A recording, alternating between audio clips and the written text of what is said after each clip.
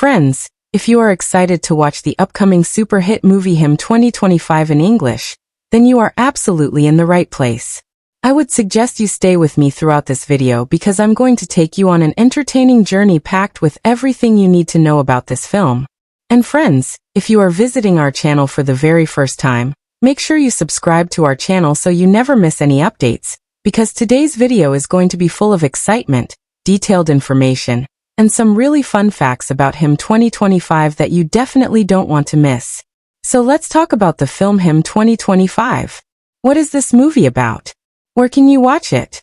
Is it coming to theaters near you? Will it be available on any OTT platform? Or will you be able to watch it on a satellite channel? I am going to answer all these questions in detail, so that you know exactly how and where to experience this film in the best possible way. We will break down not just the story but also the entire behind-the-scenes journey of this movie. We'll talk about the technical department, how the music was composed, who worked behind the camera, how the production started, and how the team carefully brought this project to life from the earliest pre-production stages all the way through to the post-production process. I will also tell you the details of the budget, what kind of investment went into making this film, and what box office performance is expected once this film hits the screens. We are also going to take a closer look at the storyline of Him 2025. I will share a brief review of the story without giving away any major spoilers, but enough to spark your interest and make you curious about what happens in the film. Not only that, but we will also talk about some very interesting and lesser-known facts about this film, the background details, and some surprises that even big fans might not be aware of. We will also dive deep into the cast and crew of Him 2025. Which actors are playing which characters? How well have they performed their roles? Which performances are getting attention? Which characters will surprise you? I will explain all of this in detail, so you can get a complete picture of the people who have brought this story to life on screen. So friends, I request you to stay with me till the end of the video, because we are going to cover everything about Him 2025 in a way that will keep you hooked from start to finish. Whether you are interested in where to watch the movie, how it was made, or who's starring in it, this video has all the answers. So without any delay, let's start the video and step into the world of Him 2025. The story of Him 2025 wastes no time dragging you into its strange, unsettling world. It doesn't bother with long-winded introductions or traditional character setups. Instead, it throws you straight into the middle of something that feels like it has already started long before you arrived. The film opens with the protagonist, a man whose name remains elusive throughout the story, walking through an abandoned, fog-covered town that seems frozen in some forgotten chapter of time. Right from the beginning, you can sense that something is wrong. Nothing feels linear. Time doesn't tick forward the way we expect.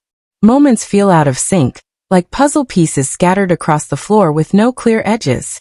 The movie is not interested in telling its story in a straight, comfortable line.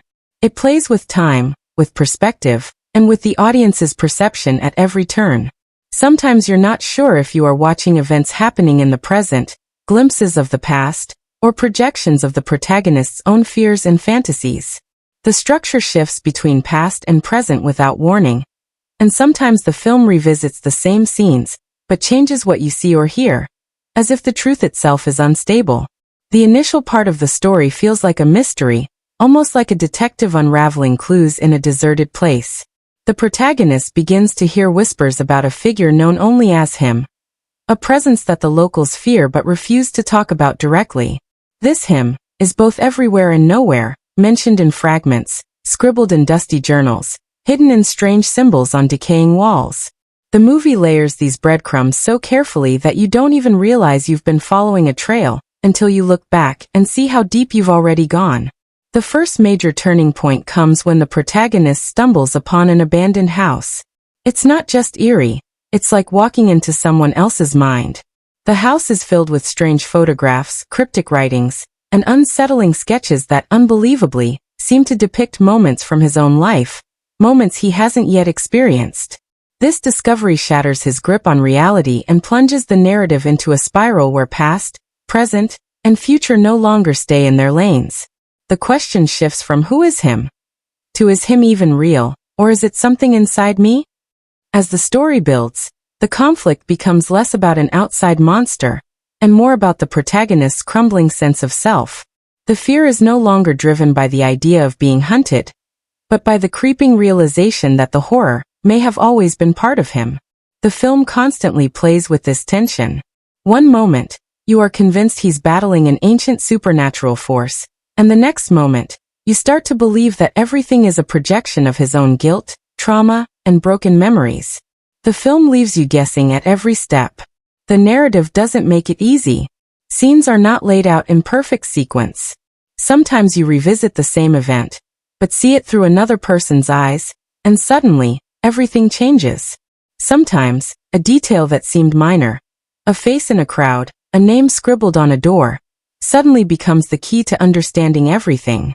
The film is packed with these layers where you have to peel back each moment to find what's really going on underneath. Emotionally, the movie knows exactly when to punch you in the gut. It doesn't rely solely on jump scares or visual horror.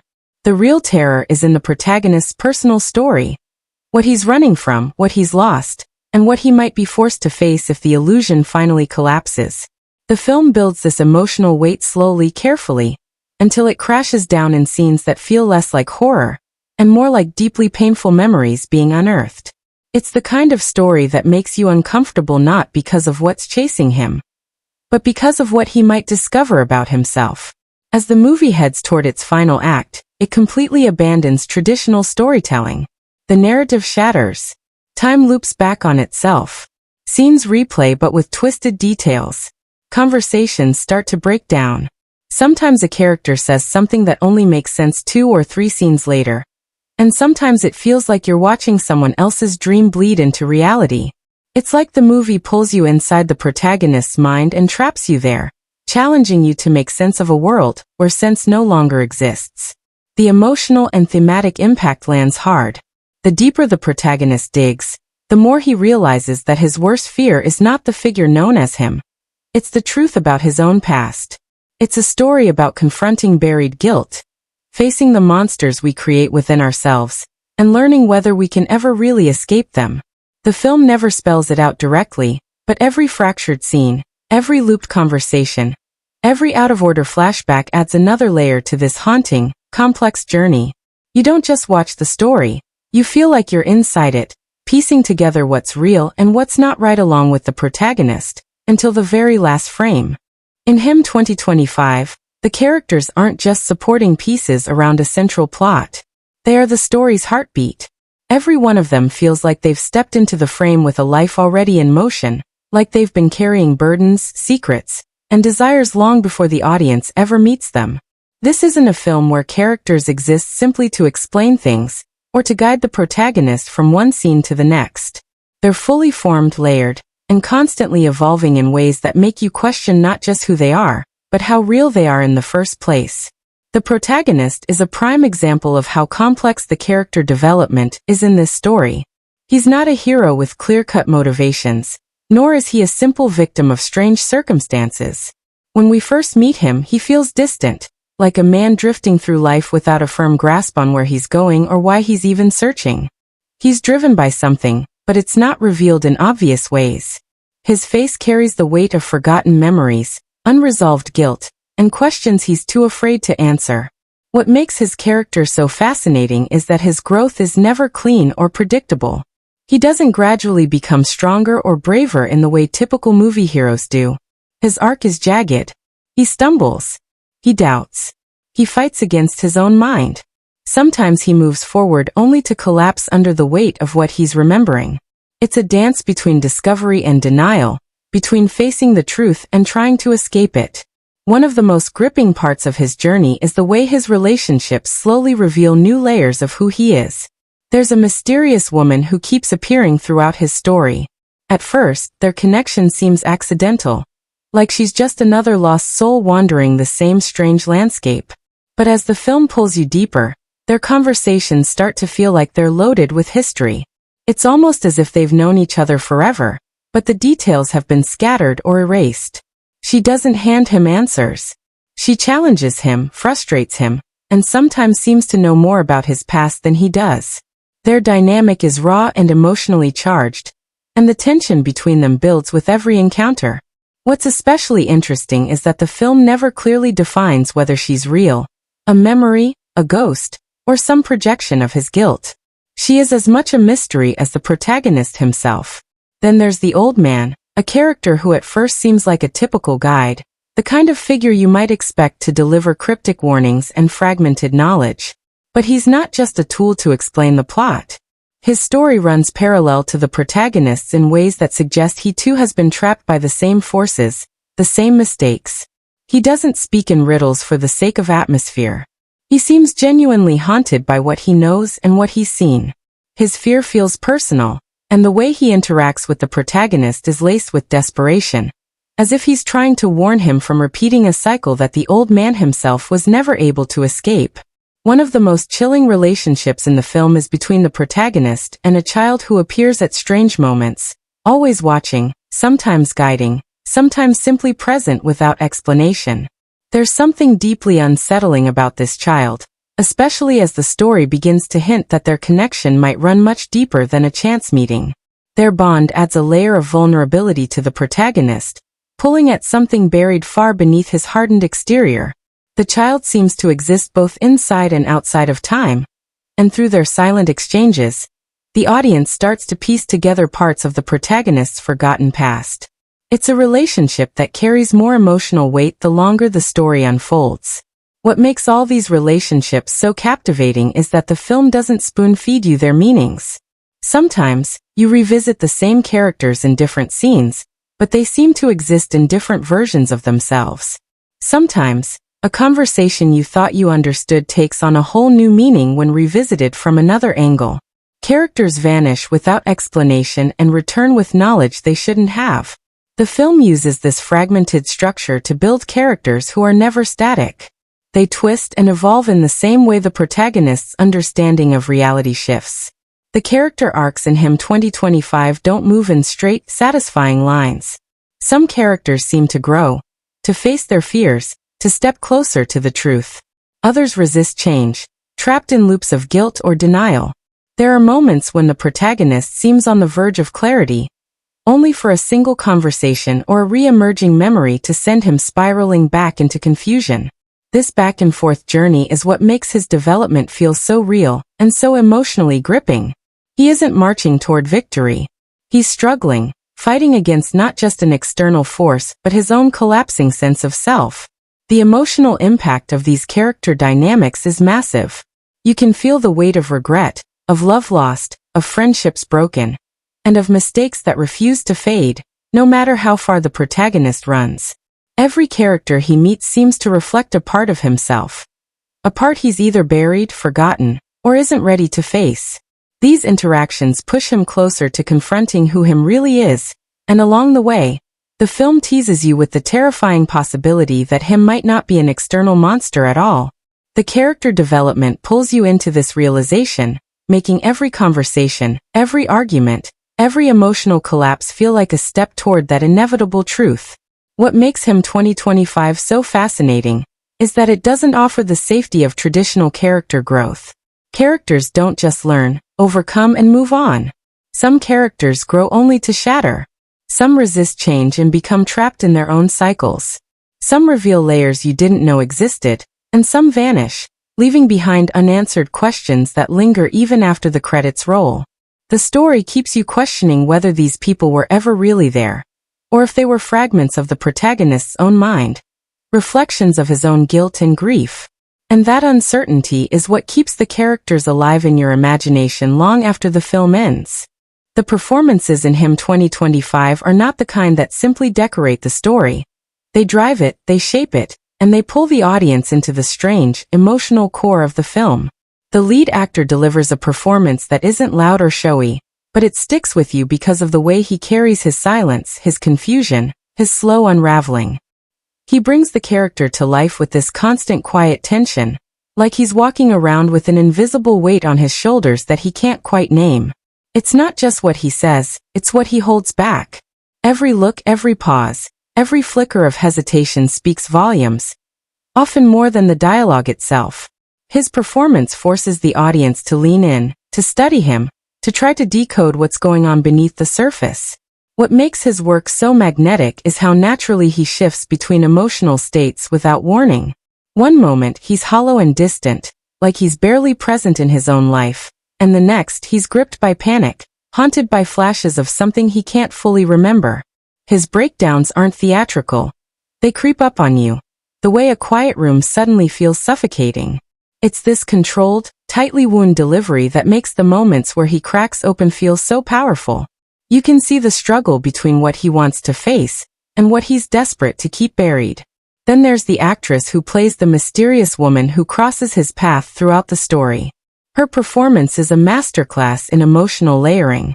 She never plays her role in a straightforward way. Sometimes she seems like a lost companion, sometimes like a stranger, and sometimes like someone who knows the protagonist far better than he knows himself. She walks that fine line between comfort and distance, always leaving just enough space for the audience to wonder whether she's truly there to help him, or if she's simply another ghost of his memories. Her delivery is sharp, intimate, and carefully measured. There's a sadness behind her eyes, a quiet urgency in the way she speaks, like she's racing against time even if she won't admit it. The chemistry between her and the lead is not forced or overly scripted. It feels lived in, like there's a long, complicated history just under the surface that the film invites you to slowly uncover. The supporting cast adds layers of mystery and unease in ways that make the entire world of the film feel alive and unpredictable. The old man, who seems to hold pieces of the story's hidden truth, is played with this eerie calm, like he's seen it all and is resigned to the horrors he's witnessed. His performance is understated but incredibly effective. He doesn't need to shout or make grand speeches. He just delivers his lines with this cold certainty that makes every word land like a warning you can't ignore. He feels like a man who's been stuck in the same nightmare for years, and he plays his scenes with a kind of bitter wisdom that makes you believe every haunted story he tells. One of the most memorable performances comes from the child character, who appears at key moments. This role could have easily slipped into cliché, but the young actor brings such a natural eeriness to the role that the character becomes impossible to forget. There's something about the way the child watches the protagonist, the way he stands quietly in the corner of scenes, that is both unsettling and heartbreaking. The child never overacts, never pushes the creepiness. It's all in the stillness, in the quiet intensity of his gaze, in the weight of the unspoken connection he seems to share with the protagonist. The performance feels genuine, and that makes the character's presence linger long after each scene fades. What really makes the performances across the board so effective is how they all seem to understand the delicate balance between reality and memory, between the tangible world and the protagonist's fractured perception. The actors don't perform as though they're simply moving through physical spaces. They behave like they're stepping in and out of different layers of time, sometimes aware of it, sometimes trapped by it. Every interaction feels like it carries echoes from somewhere else, like conversations have already happened in a different timeline, like characters are trying to reach each other across invisible walls. Even in the background, the performances add texture. Minor characters, store owners, passers-by, voices on the other end of phone calls, all deliver their lines with a slight edge of strangeness, as if they're aware of something the protagonist doesn't yet know. It's those subtle choices, those carefully restrained performances, that make the world of him 2025 feel so immersive and so psychologically intense. The entire cast plays into the film's central idea that nothing is what it seems. They all carry this sense of duality, what they show on the surface and what they're really feeling beneath it. You can see it in their eyes, in their body language, in the way they hesitate just a second too long before answering. It's this deep commitment to emotional authenticity that makes the story's unraveling feel so personal and so unsettling. The performances aren't just telling a story. They're inviting you to step inside the minds of these characters, to question them, to fear for them, and to wonder whether they even truly exist as they appear. The acting in Him 2025 doesn't just support the narrative. It shapes it, twists it, and ultimately makes it impossible to look away. The direction of Him 2025 is where the film really takes on its haunting, unforgettable identity. The director doesn't just guide the story from point A to point B. Instead, the director builds an entire atmosphere that almost feels like a living, breathing thing. Right from the opening scene, You can feel the director's fingerprints all over the tone, the pacing, the mood, and the unsettling sense that something is terribly wrong even when nothing obvious is happening. The film has this constant quiet tension, where every frame seems to carry some hidden weight, and that's no accident. It's the director's deliberate choice to hold back, to let the silences stretch just a little longer than usual, to make the audience sit inside the uncomfortable spaces that most films would rush through. The pacing of the film is a fascinating balancing act. It's never in a hurry, but it's also never dull. The director knows exactly when to linger and when to push forward. Scenes breathe with this almost dreamlike rhythm, but then without warning, the story can jolt you into moments of sharp intensity. The way the film moves feels like being inside the mind of someone drifting between memories and present moments, unsure which one is real. The pacing isn't just about the speed. It's about the emotional tempo, the feeling that you're sinking deeper into the story's strange world whether you like it or not. The director carefully controls this, pulling the audience along with subtle shifts rather than loud, flashy changes. Shot composition is another area where the director's style really shines. The camera isn't just pointing at people or places, it's exploring them. The director uses framing to create a sense of isolation, often placing the protagonist in wide, empty spaces where he looks impossibly small, or boxing him in tight, claustrophobic corners where it feels like the walls are closing in. Mirrors, doorways, windows, reflections. These visual elements pop up again and again, constantly reminding the audience that there are layers within layers, that what you see might not be the whole truth. Sometimes characters are framed in ways that cut off parts of their faces, like the director is daring you to question whether you're seeing the full picture. Lighting is another powerful tool in the director's hands. The film plays a lot with shadow and half-light, often letting scenes unfold in dim rooms where only slivers of clarity break through. You spend much of the movie squinting into the corners of the frame, half expecting to see something lurking just out of focus. The director uses darkness not just to create fear, but to echo the protagonist's mental fog. Sometimes the brightest moments feel the most threatening, as if the light is revealing things the characters would rather keep buried. It's a constant visual push and pull that keeps you on edge. The narrative structure is another bold directorial choice. Instead of presenting the story in a clean, linear timeline, the director breaks it apart, scattering scenes like puzzle pieces that the audience has to rearrange themselves. Flashbacks bleed into present moments. Scenes repeat, but with small changes that make you question what's real. Sometimes the story loops back on itself, making you feel like you've been here before, but something's different this time. The director never lets the audience feel fully anchored. You're drifting through time and memory alongside the protagonist, caught in the same disorienting spiral. This approach makes the story feel more personal, as if the director is handing the viewer a fragmented mind and asking them to find the path through it. The way the director handles sound is just as precise as the visuals.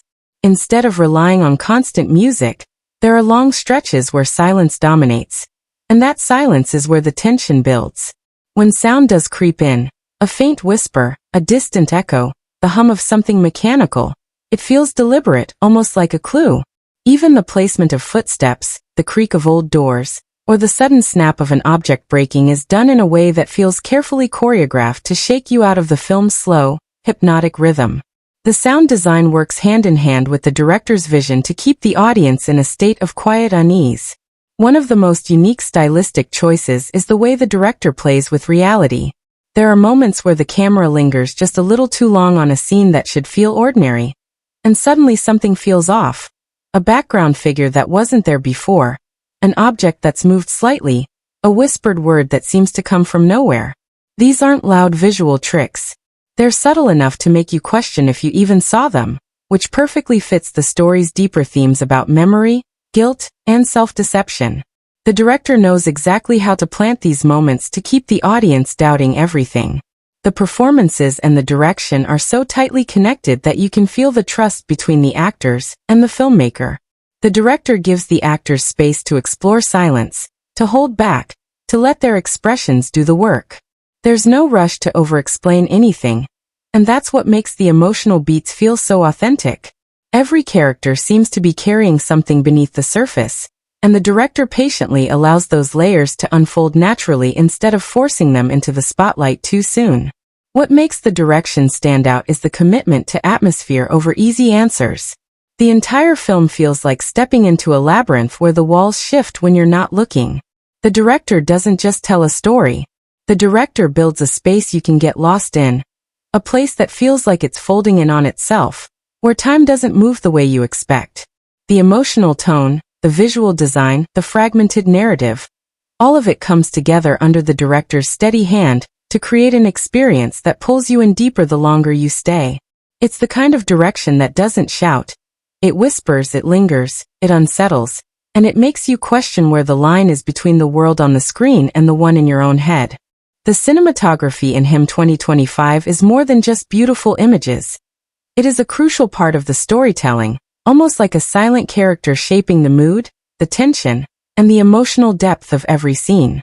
From the very first frame, the way the camera moves, the way it looks at the world, tells you that this is not going to be a comfortable ride. The cinematographer uses angles, lighting, and framing in ways that constantly make you question what you're seeing, pulling you deeper into the fractured, unsettling headspace of the story. One of the most striking things is the choice of camera angles. The film often places the protagonist in wide, open shots where he seems incredibly small, swallowed by vast, decaying landscapes, empty streets, and endless hallways. These shots create this feeling that the character is lost in something much bigger than himself, like he's wandering through the ruins of his own memories. Then just when you're starting to get used to that distance, the camera suddenly shifts to claustrophobic close-ups where the character's face fills the frame, his emotions fully exposed, but the world around him fades away. This back and forth between extreme space and extreme closeness mirrors his mental state perfectly. Lost one moment, trapped the next. Lighting is another place where the cinematography makes bold, unforgettable choices. The film is drenched in shadows, but not in the usual over-the-top horror style where everything is pitch black. The darkness here feels organic, like it's naturally creeping into the frame. Rooms are often lit by a single flickering bulb, a slice of moonlight, or the distant glow of a street lamp. The cinematographer doesn't just use light to reveal things, but to hide them. Half of the tension comes from what you can't quite see, the details that seem to be hiding just outside the visible parts of the scene. There are moments where the protagonist is walking through dim hallways, and you find yourself staring into the dark corners, trying to catch something moving. Sometimes the film teases you with shapes that might just be tricks of the light, or maybe something more. This constant play between light and shadow keeps the atmosphere tight and unpredictable. There are also incredible uses of practical light sources that feel part of the world itself. A swinging flashlight beam, the brief spark of a match, the cold glow of an old television. These lights don't just brighten the scene, they shape it. They control what the audience is allowed to see and what remains hidden. The cinematography never gives you full clarity. It makes you work for every detail. And that's part of what makes the tension so effective. Framing is carefully controlled throughout the film. Often, characters are shot through doorways, windows, mirrors, and cracked glass.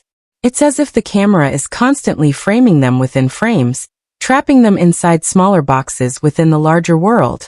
This technique subtly reinforces the story's theme of being caught between layers of reality, between past and present, between truth and memory. Sometimes the camera lingers on a reflection instead of the actual person, or it focuses on a space after a character has walked away, as if the world itself is holding on to their presence even when they're gone.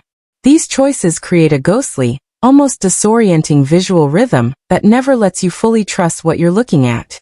Some of the most visually striking moments happen when the film allows the cinematography to lead the scene entirely. There are sequences where dialogue fades, and the story is told purely through the movement of the camera and the interplay of light and shadow. One unforgettable moment involves the protagonist walking through a room where the walls seem to shift slightly with each step he takes. The camera glides slowly, never cutting away, and as he moves deeper into the space, the light subtly changes, revealing faint outlines, symbols, and fragments of faces that weren't visible before. It's like the world is bending around him, and the cinematography captures this in a way that feels both beautiful and terrifying. The use of long, unbroken takes also stands out. The cinematographer isn't afraid to let the camera hold on a scene, to let the tension build without quick cuts or flashy edits. In some moments, the camera simply follows the protagonist down winding corridors, allowing the unease to build naturally. You start scanning the edges of the frame, convinced something will emerge from the shadows, but often the real payoff is emotional rather than visual. The patience in these shots makes the atmosphere dense, the anticipation unbearable. Color plays a huge role too. The palette is mostly muted, with lots of grays, washed-out blues and sickly greens, giving the film a cold, detached feeling. But when the story drops into more emotional or surreal spaces, the colors suddenly shift. Deep reds and harsh yellows bleed into the scenes, signaling moments where memory, guilt, or fear take over completely. These shifts don't come with grand announcements. They creep in quietly, and before you know it, the entire mood of the scene has changed, pulling you deeper into the protagonist's unraveling mind. The cinematography isn't just showing you what's happening, it's making you feel what the protagonist feels. The loneliness, the confusion, the fear, the weight of memory, it all comes through in how the camera frames him, how it follows him, how it sometimes seems to watch him from a distance, almost as if the world itself is a silent observer, waiting for him to piece everything together.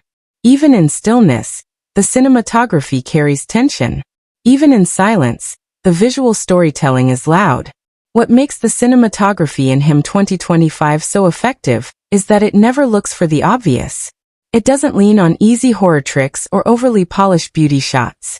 It builds its visual power through restraint, patience, and carefully crafted unease. The camera doesn't just capture the story. It invites you into it, dares you to look closer, and makes you question whether what you're seeing is part of the real world, a dream, or a memory slowly falling apart. The cinematography keeps you locked in, fully immersed in the maze of this story, searching for clues not just in the plot, but in every frame. The editing in Him 2025 is not the kind that fades into the background. It's bold, it's rhythmic, and it's designed to make you feel like you're spiraling through the story, right alongside the protagonist. The flow of the film is carefully broken in ways that feel intentional. The editors don't aim for a smooth, predictable pace where each scene glides neatly into the next. Instead, they build a rhythm that mirrors the fragmented mind of the main character. Time in this film feels elastic, constantly stretching and snapping back, and the editing plays a huge role in creating that sensation.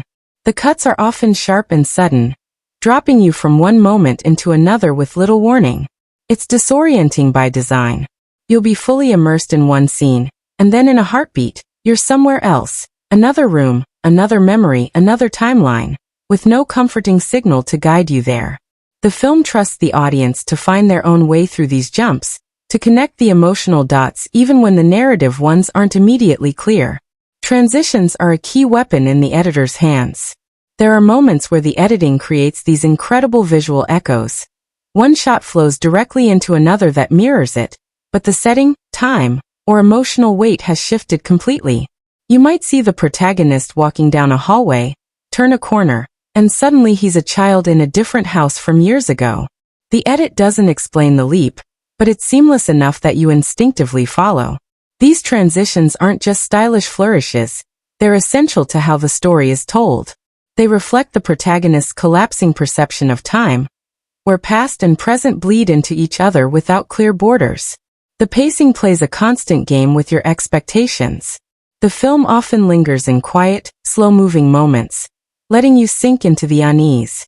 The editors aren't afraid to hold on a shot for an uncomfortably long time, making you wonder if something is going to happen, or if you're simply being asked to sit with the weight of the scene. Just when you begin to settle into that stillness, the rhythm can snap into rapid, jarring cuts, flashes of images, flickers of memories, bursts of panic that feel like sudden storms inside the protagonist's head. The pacing is never smooth for long.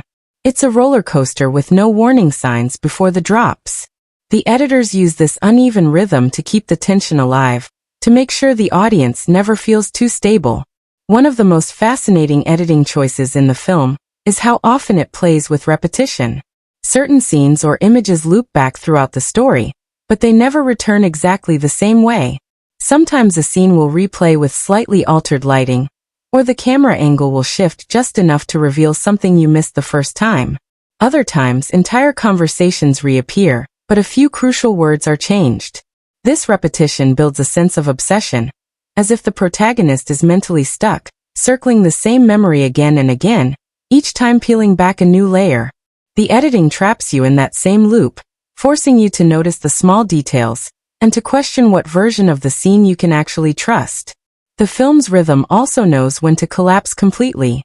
In key emotional moments, the editing strips everything down. No fast cuts, no time jumps, just slow, heavy scenes that stretch and breathe, locking you in with the character as he finally faces the things he's been avoiding. These quieter stretches feel like emotional sinkholes, pulling the viewer down into the weight of the story.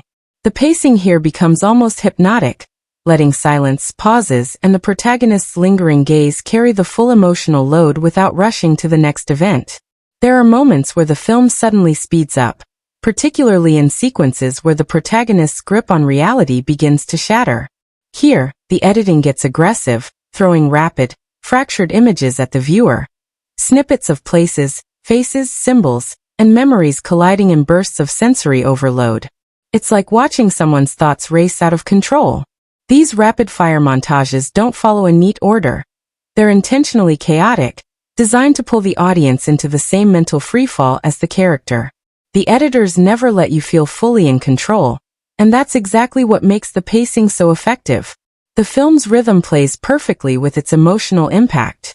When it slows down, it forces you to sit with grief, regret, and confusion.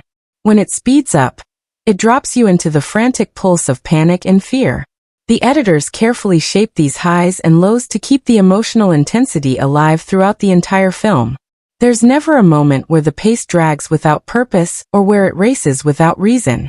Every stretch of stillness and every surge of energy feels like it's pulling you deeper into the protagonist's collapsing world. The editing isn't just about stitching scenes together, it's about controlling how you experience the story. It makes you second-guess time, memory, and reality. It challenges you to hold on to the thread, even when the narrative cuts through layers of past and present without warning. It demands your attention and your patience, rewarding those who stay fully engaged with flashes of revelation tucked inside the chaos. The editors don't guide you gently. They push you into the story's fractured rhythm and dare you to keep up. That constant, shifting pulse is what gives the film its unsettling edge and its unforgettable energy. The soundtrack and score in Him 2025 are not there to fill the background. They breathe with the story. They haunt the corners of each scene. The music doesn't march ahead of the narrative or sit comfortably underneath it. It seeps into the film like fog, often blurring the line between what's part of the score and what's just the eerie hum of the world itself. Right from the start, you can tell that the sound design is built with a purpose. It's not loud or overwhelming. In fact, it's in the quietest moments where the soundtrack shows its true power. Silence is used with so much precision in this film that it feels almost like a character of its own. Long stretches without music hang in the air, stretching the tension like a wire pulled tight, making you lean in, making you anticipate every creak, every breath, every faint sound in the distance. It's in those moments of expertly crafted silence that your ears become hypersensitive. Suddenly, the faintest sound, a door handle turning, the soft drag of footsteps, the distant echo of a whisper, becomes magnified, turning something as simple as an empty room into a pressure cooker. When the score does rise, it doesn't come in like a grand orchestral wave. It slides in quietly, often through deep, resonant tones that you can feel in your chest more than you consciously hear. Low, droning layers form the backbone of the soundscape, creating this thick, almost suffocating atmosphere that perfectly matches the film's unraveling story. It's not a traditional melody you can hum. It's a sound that lingers under your skin. There are recurring motifs that show up like fragments of memory. The score is built on these little sonic echoes, soft piano notes that appear in isolated moments, then vanish just as quickly. These motifs seem to follow the protagonist like shadows, surfacing at key moments when memory and reality start to blend. Sometimes the motif appears fully formed, sometimes it's just a single, broken note, but its return always feels loaded with meaning, like the story is quietly reminding you that you've been here before, even if you didn't realize it. The way the score interacts with the story is especially fascinating. It doesn't try to guide your emotions in the obvious way. There are scenes where you expect the music to swell dramatically, but instead, the film gives you nothing but stillness. Other times, when you think the moment has passed, the score gently sneaks back in, adding a creeping unease after the event, as if the sound is chasing the protagonist, refusing to let him move on. This delayed emotional hit creates a strange and powerful rhythm, making the story feel like it's constantly pulling you forward while something just beneath the surface holds you back. There are also moments where the music seems to blur with environmental sounds. The distant roar of wind, the hum of fluorescent lights, the crackle of static. These sounds blend so smoothly with the actual score that you're never quite sure if you're listening to music or if the world itself is making these ghostly noises. This blending keeps you on edge, always guessing where the boundary is between sound and silence, between music and memory. The use of distorted, stretched-out sounds is another signature element of the score. There are pieces that sound like they've been bent out of shape, like the music itself has been trapped and is trying to claw its way out of the background. These sounds don't overpower the scenes. They hover, they shimmer, they pulse gently in the air, adding to the sense that something is always slightly out of reach, slightly wrong. The film doesn't rely on a loud musical cue to scare you, or tell you how to feel. The soundtrack respects the intelligence of the audience and plays with that trust, sometimes offering no sound at all when you're expecting a rush, sometimes letting an unsettling motif return just when you've forgotten about it. Even in the most intense moments, the music doesn't explode. It tightens. It sharpens. It becomes more intimate, almost as if the score is whispering in your ear rather than shouting in your face. That closeness makes the emotional beats hit harder. When the protagonist begins to piece together his past, the score doesn't step in with triumphant notes. It sinks lower, becoming more delicate, more hesitant, as if the music itself is unsure whether this revelation is a victory or a tragedy. There are a few standout compositions that feel like emotional anchors for the film. These pieces tend to appear when the protagonist is most vulnerable, when he's facing the quiet weight of his memories. They usually start simple, just a few isolated notes, a heartbeat-like pulse, and then gently unravel, sometimes fading before they fully form, sometimes lingering long after the scene has cut away. The restraint in these moments is what gives them their power. The music never competes with the story. It moves with it, expands it, deepens it, often adding layers of sorrow or confusion that aren't explicitly spelled out by the dialogue or the visuals. What's so unique about the soundtrack is that it feels like it's part of the protagonist's own mind. It doesn't hover above the story, it lives inside it. It follows the same erratic rhythm, the same looping memories, the same collapsing sense of time. It becomes this unspoken companion throughout the film, guiding you through the maze without ever drawing attention to itself. Even when the music fades completely, the memory of it seems to linger, just like the story's unanswered questions. The sound design, the silence, the distant echoes, the recurring motifs, all of it weaves together to create a soundtrack that isn't just heard, it's felt. It presses against you. It circles you. It becomes part of the story's fabric, stitching itself into each moment so tightly that you almost don't notice it's there until it's gone. And when it's gone, you realize how much you've been relying on it to find your way through this strange, shifting world. The soundtrack in Him 2025 doesn't just support the film. It shapes the entire emotional journey. It leaves you listening for things that may or may not exist, pulling you deeper into the story's quiet, persistent unease. Him 2025 is the kind of film that doesn't just ask you to watch. It asks you to think, to question, to wander through its layers long after the credits have rolled. The deeper themes are quietly embedded in the story, waiting to be unpacked. It's not the type of film that shouts its message at you from the opening scene. It carefully builds them, buries them, and lets you stumble across them as you piece together the protagonist's journey. One of the most dominant themes is memory. What we remember, what we choose to forget, and what memories do to us when they refuse to stay buried. The film dives headfirst into the fragility of memory, exploring how it can be twisted, broken, or deliberately hidden. Throughout the story, the protagonist is haunted by fragmented memories that flicker in and out of focus, And the film constantly asks whether these memories are trustworthy or just carefully constructed lies his mind has created to shield him from something much darker. The story plays with the terrifying idea that sometimes our memories are not just faulty. They are dangerous because they shape how we see ourselves and the world around us. There's this lingering question threaded throughout the film. If you've forgotten who you were, are you still that person?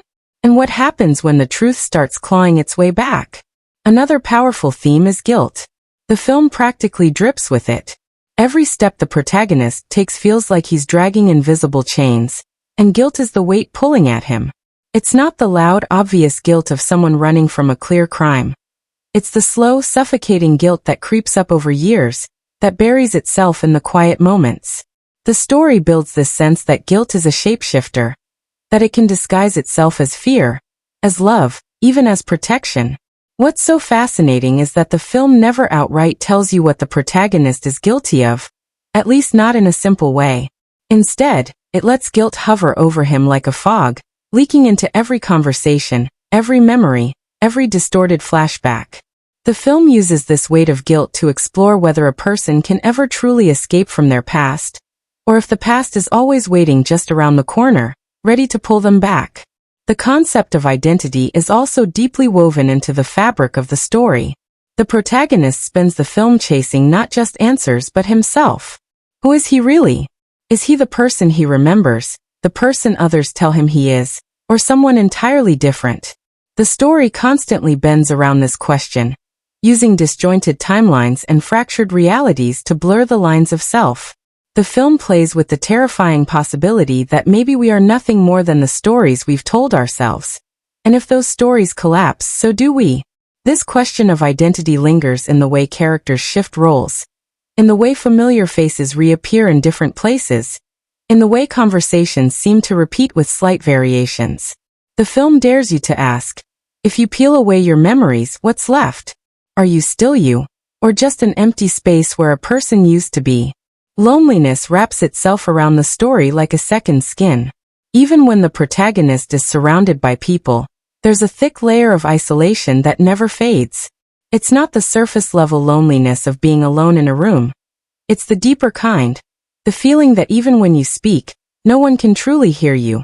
Even when you reach out, no one can really touch you.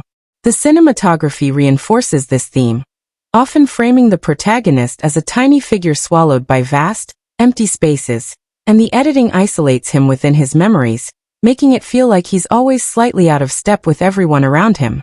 The film gently pushes the idea that loneliness isn't always about who's around you. It's about the walls we build inside our own heads, about the prisons we create from guilt, grief, and fear. There's also this subtle but persistent theme about the cyclical nature of pain. The story suggests that people often find themselves trapped in loops, revisiting the same emotional wounds, replaying the same mistakes, chasing the same ghosts. The structure of the film reflects this cycle beautifully. Scenes fold in on themselves, conversations repeat, places reappear with slight changes, as if the protagonist is spinning in a psychological maze of his own making. It raises the question of whether healing is even possible, or if some people are destined to keep chasing the same unanswered questions forever. This idea is reinforced by the supporting characters, who often seem just as stuck, just as trapped in their own cycles, mirroring the protagonist's struggle. Regret is another quiet but powerful force in the film. The story doesn't bombard you with grand speeches about past mistakes. It lets regret simmer just beneath the surface. The way the protagonist hesitates before certain doors, the way he avoids certain memories, the way the child figure appears and disappears like a living reminder of something he can't face. It all points to regrets that have shaped his life, regrets that won't release him no matter how far he runs. And throughout all of this, the film keeps nudging at one final, haunting question. What if the thing you've been running from is actually yourself? The slow, careful build of the narrative, the way memories return with missing pieces filled in, the way the protagonist's search leads him closer and closer to a version of himself he's not ready to meet. It all seems to converge on this terrifying possibility that him might not be an outside force at all. The film is never interested in giving easy answers or wrapping things up with a clear message. It wants you to sit with these questions, to carry them with you, To think about how your own memories, your own guilt, your own stories shape who you are. What makes the themes in Him 2025 so gripping is that they aren't delivered in big, obvious packages. They creep in quietly, they linger in the silences, they hide in the spaces between dialogue. The film trusts you to find them, to wrestle with them, to realize that the real horror might not be in the shadows. It might be buried in the parts of yourself you've tried the hardest to forget. The story isn't just asking what happened. It's asking what it means to remember, what it costs to forget, and whether some answers are too heavy to carry once you finally find them. The visual effects in Him 2025 are not the kind that scream for attention. They don't burst out of the screen with flashy explosions or overwhelming digital spectacles. Instead, they slide in quietly, often so seamlessly blended with the film's grounded world that you barely notice they're there until you realize you've been looking at something impossible for the past few minutes. The film uses its visual effects like subtle tools, bending reality just enough to make you question what's real and what's a carefully constructed illusion. There's this fascinating balance throughout the story where practical effects and CGI dance together without stepping on each other's toes. The filmmakers never seem interested in drawing a thick line between what was built on set and what was crafted in post-production. Instead, they aim for a texture, a feeling, that every element belongs in the same distorted, shifting universe. Practical effects are sprinkled through the film with a deliberate, grounded weight. Physical objects move, decay, and shatter in ways that feel tactile and real. When doors slam shut on their own, when cracks crawl slowly across mirrors, when rooms seem to warp just slightly out of shape, there's often a practical foundation anchoring these moments. You can feel the texture, the weight, the creak of the wood, the shimmer of the glass. These effects ground the story in a world that feels solid, even as it starts to fracture around the protagonist. Practical effects are used beautifully to make the strange moments feel close to the skin, to make you believe that these bending realities could exist just one layer beneath the surface of our own. The CGI in the film is woven in with incredible restraint. It doesn't dominate the frame, it creeps into it. There are visual distortions that ripple quietly at the edges of the screen, barely noticeable unless you're searching for them. A hallway seems longer than it should be. A shadow flickers in a way that doesn't match the lighting. A door that was open is suddenly, inexplicably shut. These digital touches are not big showy moments. They're more like digital ghosts, small visual glitches that gnaw at your sense of what's real. The CGI is used to enhance the atmosphere rather than hijack it. It wraps around the practical effects like a whisper, adding layers of unease without ever announcing itself loudly. One of the most brilliant choices is how the visual effects often go hand in hand with the film's manipulation of memory and time. There are scenes where the environment subtly changes as the protagonist moves through it. A painting shifts position, a photograph's details rearrange themselves, a doorframe widens just a fraction. The digital effects slide these changes in so softly that you start to wonder if you're imagining them. That's the genius of it. The film never forces these effects to the center. It lets them sit in the periphery, daring you to notice, daring you to question whether the protagonist's reality is really falling apart or whether your own perception is being toyed with. There are moments where the visual effects get bolder, particularly in the dreamlike sequences where time loops or memories collapse into each other. Walls ripple like water, staircases fold in on themselves, faces flicker with impossible overlays. But even in these more surreal stretches, the CGI remains textured and grounded, never drifting into the polished, too-perfect territory that can snap an audience out of immersion. The imperfections are part of what make the visual effects feel so deeply embedded in the film's world.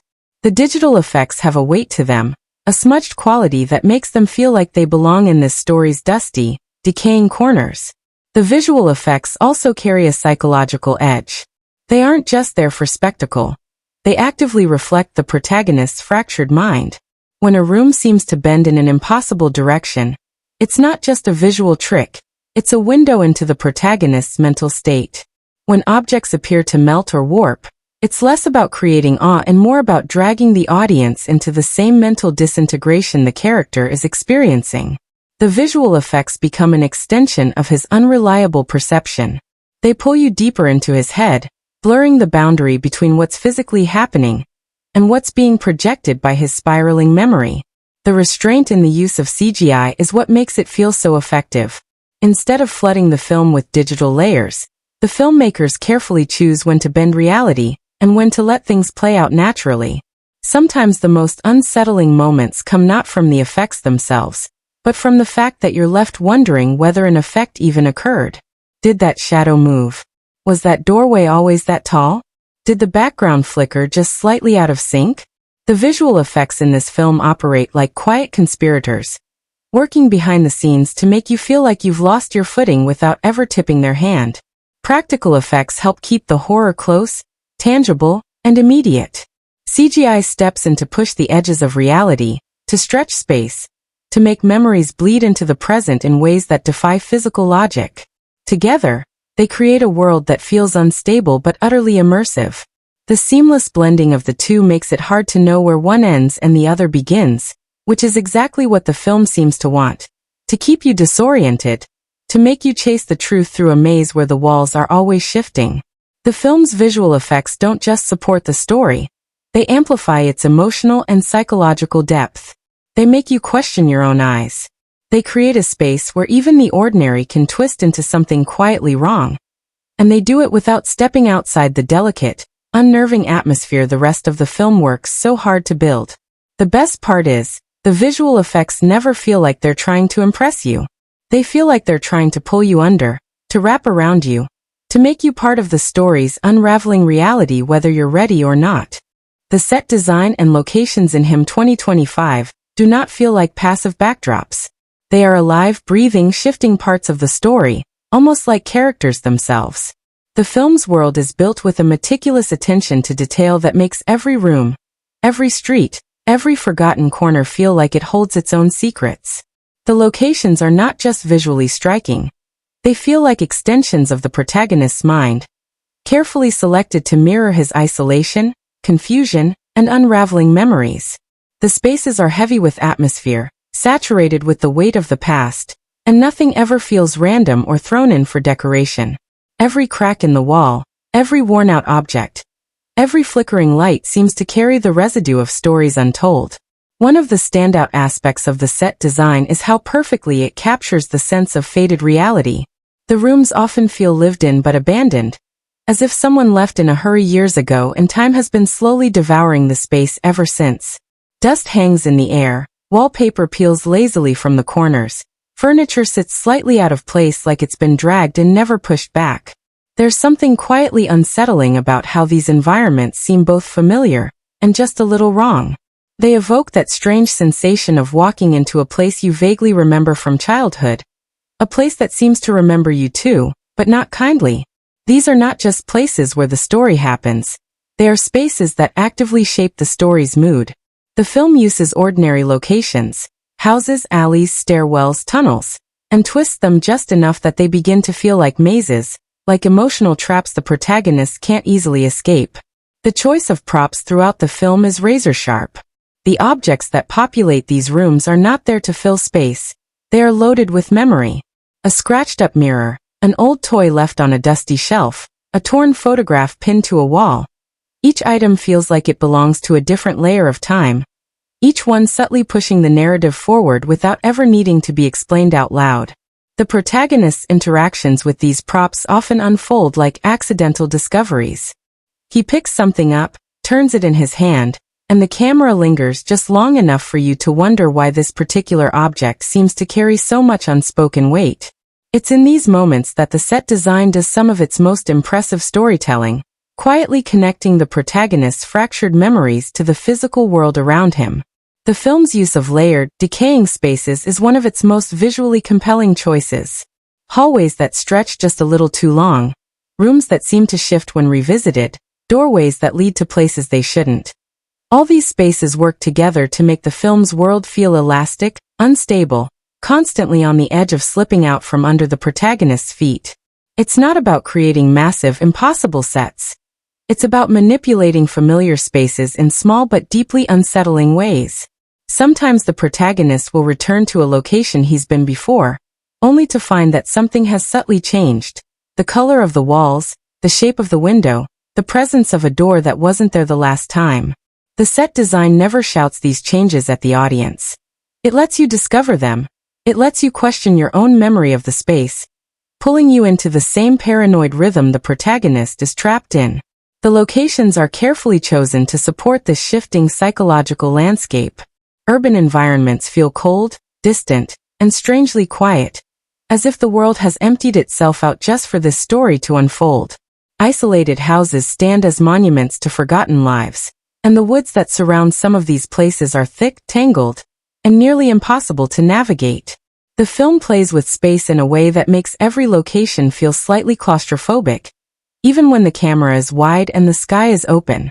No matter where the protagonist goes, the world always seems to close in around him.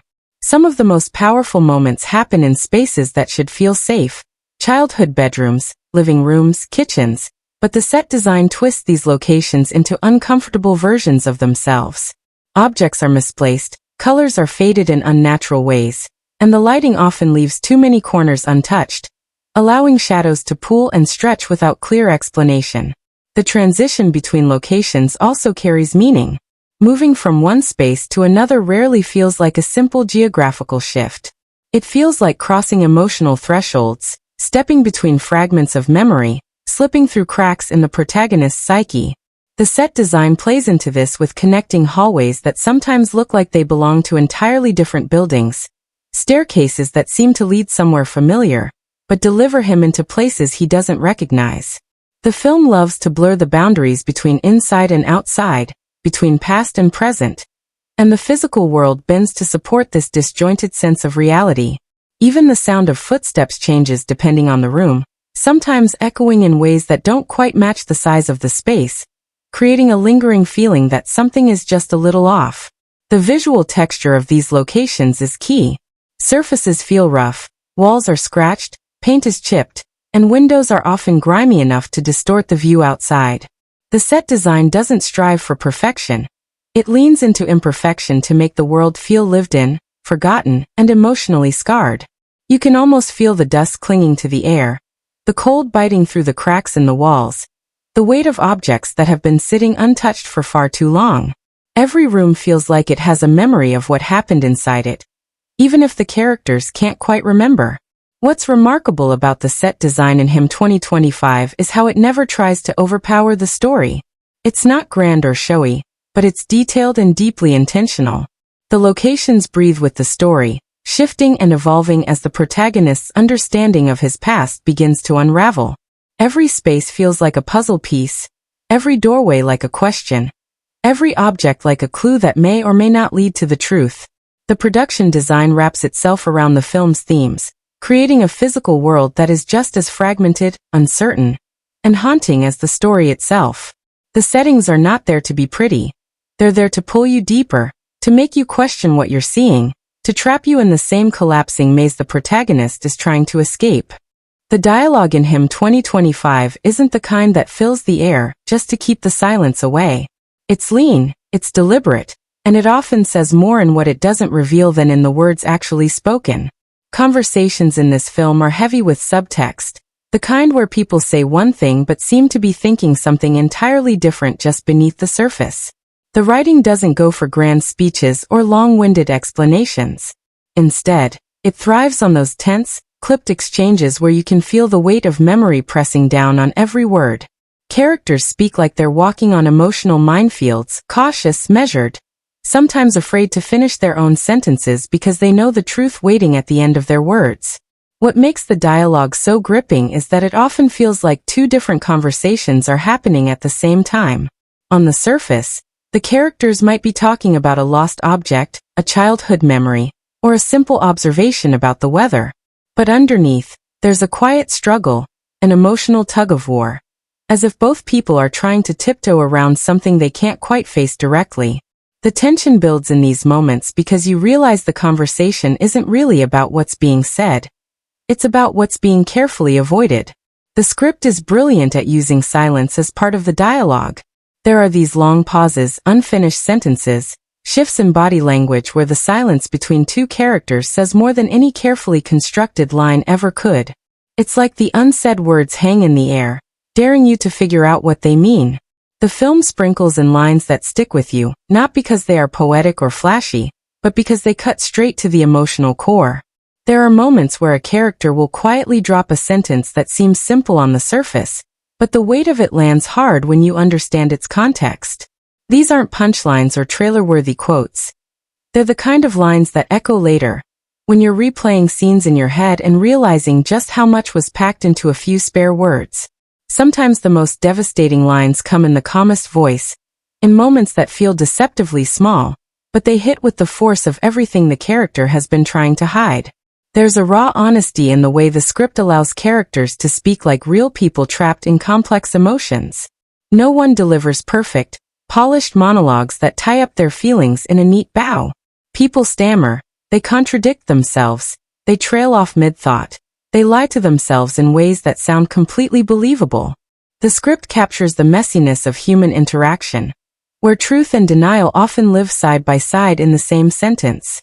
The characters often speak in fragments, circling back on old memories, revisiting details that don't seem important until they suddenly are. This looping, almost obsessive style of dialogue mirrors the protagonist's mental state, making the spoken words feel like broken puzzle pieces scattered throughout the story. The film also knows exactly when to pull back and let the visuals carry the moment without dialogue. Some of the most powerful scenes have no words at all, where the silence between two characters becomes so thick with meaning that you can almost hear what they're not saying. When the dialogue does return, it lands with even more impact because of that restraint. The careful balance between spoken word and silence makes the script feel alive, always pulsing with what's said and what's left hanging in the air. There's a subtle undercurrent of dark humor in a few exchanges that catch you off guard. These moments aren't loud or broad. They're sharp, dry, almost too casual, the kind of humor that feels like a defense mechanism against the story's heavier emotions. A character might toss off a comment that seems like a throwaway line, but underneath, it's brimming with bitterness, regret, or a desperate attempt to keep things from unraveling. These flashes of wit never break the tone of the film. Instead, they give the story texture, making the characters feel like real people who occasionally reach for humor to survive the weight of what they're carrying. The script carefully threads in recurring phrases and repeated conversations, building a sense of echo throughout the film. Lines from early scenes come back later, sometimes with slight variations, sometimes spoken by different characters, as if the protagonist is trapped in a loop, haunted by the same thoughts that refuse to fade. These repetitions aren't just stylistic flourishes. They quietly stitch the story together, reinforcing the themes of memory, guilt, and cyclical pain that define the film's emotional core. Even when the film dips into the surreal, the dialogue never loses its authenticity. The characters don't suddenly become mouthpieces for philosophical speeches. They stay grounded, even as the world around them bends and shifts. Their conversations remain personal, intimate, filled with the kind of half-formed thoughts and emotional hesitations that feel honest and lived in. The script never pushes for forced revelations. It lets the characters unravel in their own time, in their own stumbling words, often arriving at painful truths in the least cinematic way possible. Through quiet admissions, through words mumbled under their breath, through the crushing silence that follows. What's most captivating about the writing is that it demands your attention. It never hands you the story in simple, digestible pieces. You have to lean in to catch the small shifts in tone, the pauses that mean more than the words, the recurring phrases that start to stitch the puzzle together. The dialogue in Him 2025 isn't about spectacle. It's about emotional excavation, about digging through layers of denial, memory, and fractured identity. It's about what people say when they're afraid to tell the truth, and what they leave behind in the spaces where they can't find the words. Every conversation feels like a quiet battleground, every sentence a step deeper into the story's labyrinth. And the beauty of the writing is that it trusts the audience to get lost in that labyrinth right alongside the characters. Him 2025 is the kind of film that steps into its genre with quiet confidence, but immediately starts pulling at the seams. It doesn't just walk the familiar path of psychological horror or thriller. It starts twisting that path, doubling it back on itself, folding it over in ways that keep you guessing whether the story is following genre rules or deliberately setting them on fire. The film knows the classic moves. It knows the isolated protagonist, the fragmented memories, the mysterious figure that seems to haunt the edges of every scene. It knows the way the genre usually builds tension, the slow burn dread, the unsettling silences, the sudden jolts.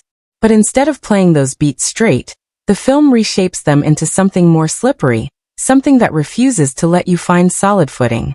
It's not a film that leans into cheap genre tricks. You won't find jump scares crashing in at predictable moments, and you won't get the overly telegraphed twists that genre fans can spot from a mile away. The film seems to enjoy withholding the typical payoffs. It builds tension, but it stretches that tension like a wire about to snap, and then leaves it vibrating in the air. It teases answers but doesn't always deliver them in the expected package. It brings you right to the edge of a reveal, and then steps back, letting the weight of what wasn't said press against you instead. This subversion of pacing, this refusal to drop the easy scare, makes the film feel fresh within its genre because it doesn't play the usual game. It plays its own, more unsettling one.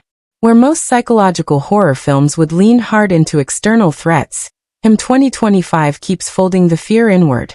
The biggest terror isn't what's lurking in the dark, it's what's quietly waiting inside the protagonist's own mind. This shift in focus is what gives the film its unique edge. The story constantly circles back to the question of whether the real monster is an outside force or a reflection of the protagonist's guilt, regret, and fractured identity. The film toys with supernatural elements, but it never firmly plants itself in that space.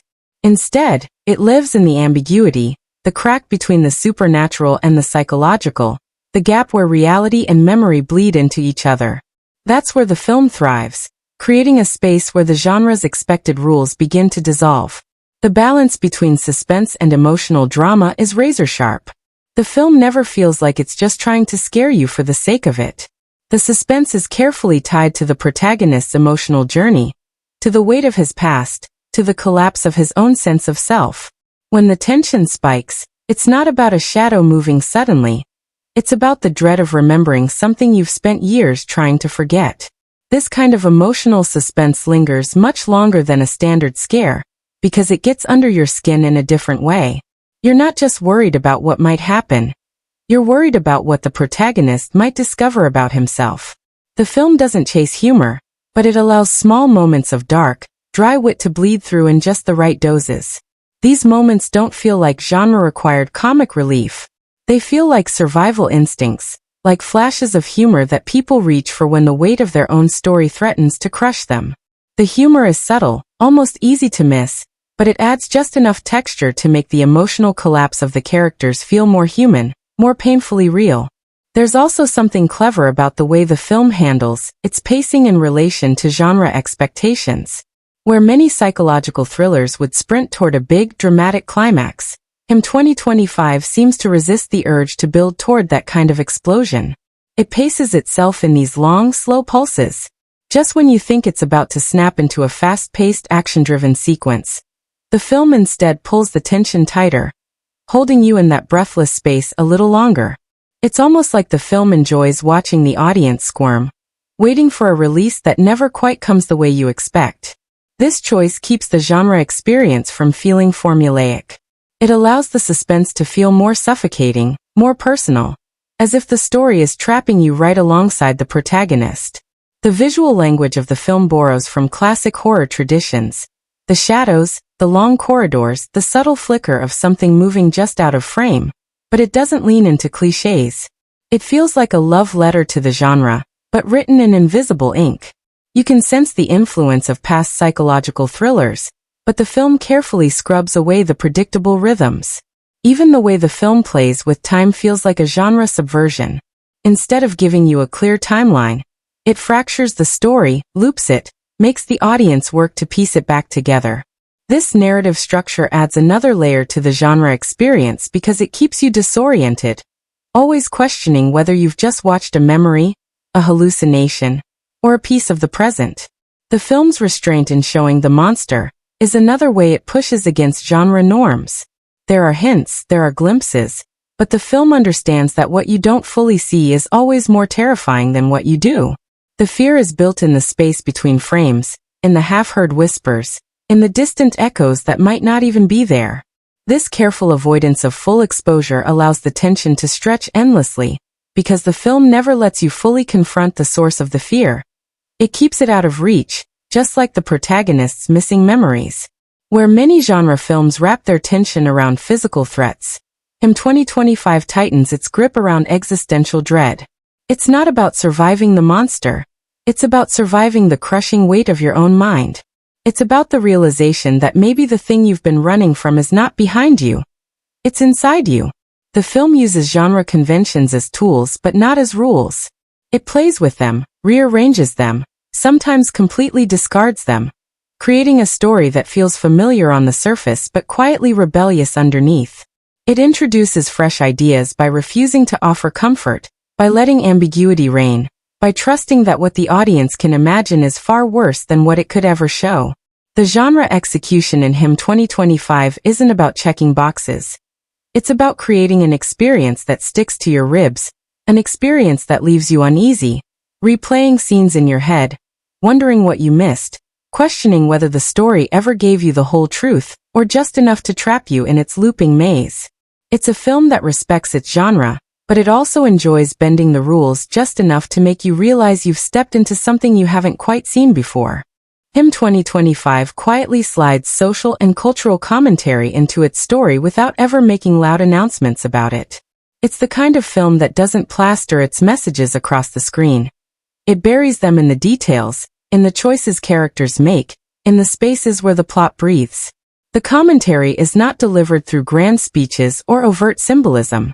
It seeps in through the cracks, making its presence felt in the texture of the world, in the way people interact, in the things that are said offhand, and the things that are never said at all. The film explores the growing disconnection in modern society, a kind of emotional detachment that feels like a quiet epidemic. The protagonist's isolation isn't just personal. It echoes the way people drift apart in a world that's more connected than ever on the surface but hollow underneath. The story subtly picks at the alienation that comes with modern life, where conversations are shallow, where memory fades fast, where people are present but not really there. You can feel it in the way the protagonist moves through crowds that don't notice him, in the way the supporting characters speak like they're emotionally buffering, as if everyone has forgotten how to actually connect. There's also a thread that runs through the story about how we process grief and guilt in a culture that often tells us to suppress it, to package it neatly, to move on quickly.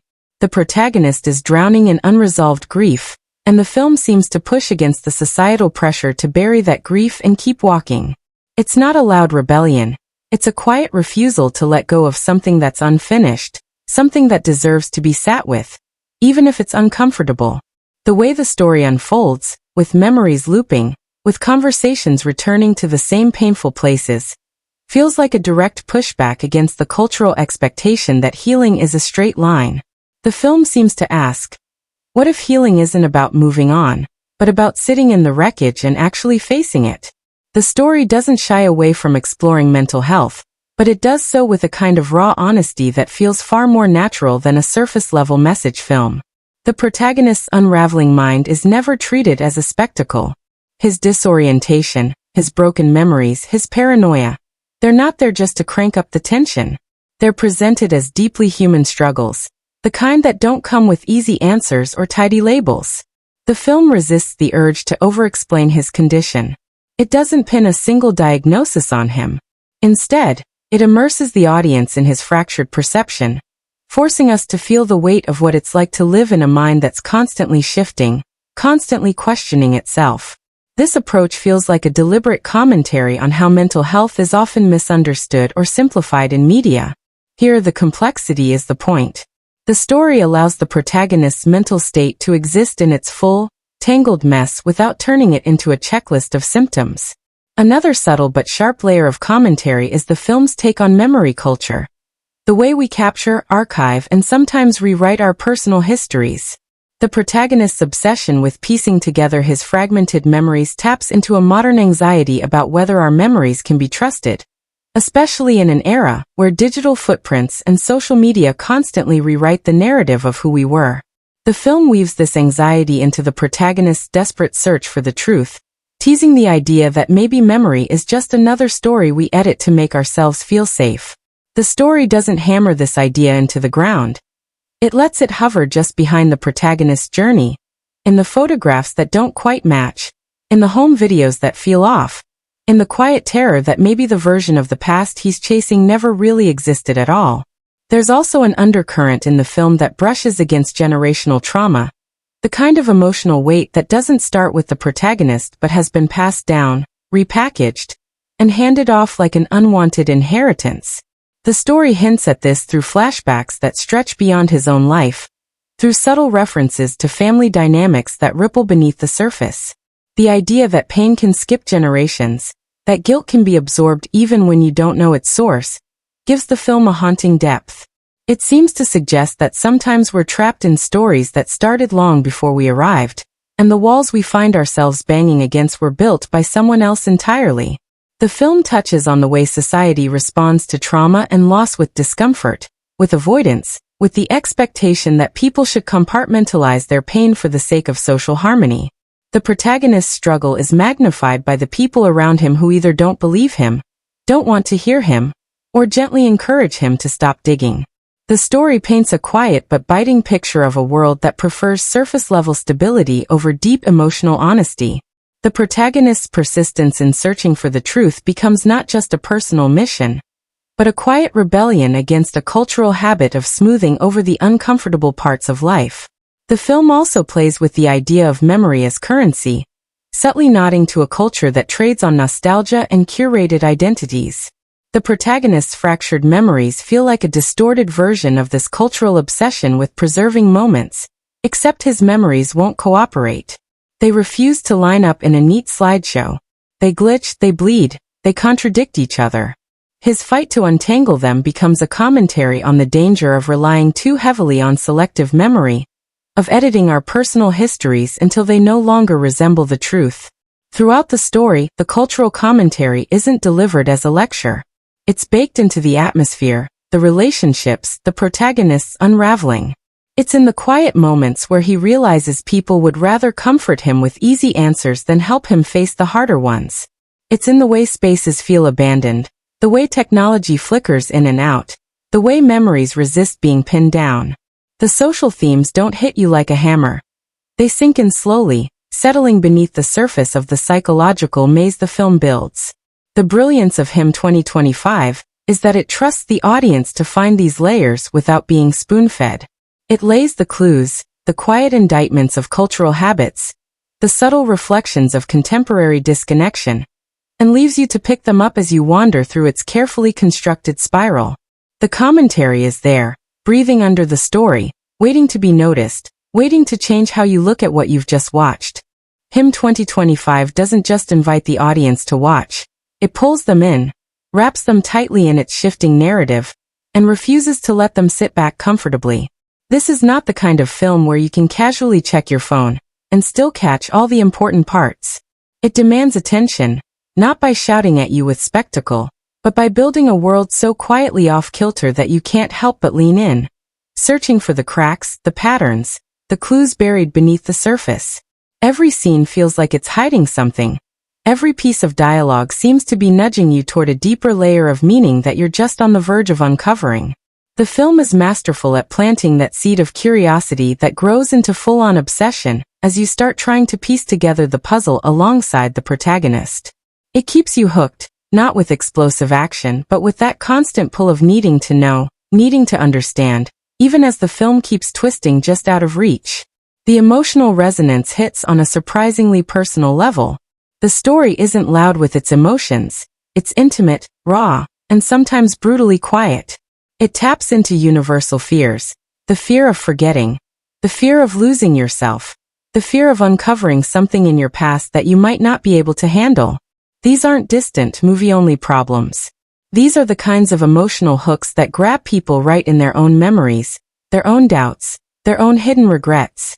The film knows exactly how to stir that uncomfortable ache in the pit of your stomach, the one that lingers long after the credits roll.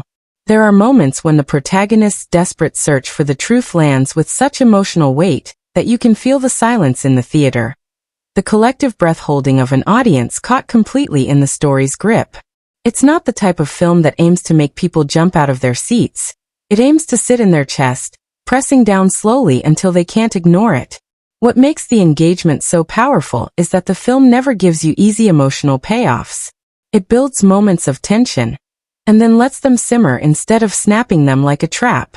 It brings characters to the edge of catharsis, but pulls back just enough to leave that tension hanging. This keeps the emotional stakes feeling sharp and unpredictable. There are moments when the smallest gesture, a glance, a hesitation, a fragment of a memory, is enough to hit like a gut punch because the story has earned those moments so carefully. When the protagonist experiences grief, it doesn't come packaged in a single teary breakdown. It comes in waves, in quiet realizations, in the terrible slowness of accepting something you've been running from. The film never tells the audience when to feel something. It lets the weight of each moment do the work. The story also creates a kind of emotional loop that invites repeat viewings. By the time the film ends, it's almost impossible not to feel the urge to go back, to rewind, to revisit early scenes and catch all the details you missed the first time because you didn't know what to look for yet. It sets up this fascinating relationship with the audience where you're constantly questioning whether what you saw was the full story. Was that conversation really about what it seemed? Did that background object mean more than you thought? Was the sequence of events exactly as you remember it? Or did the film already start bending time long before you noticed?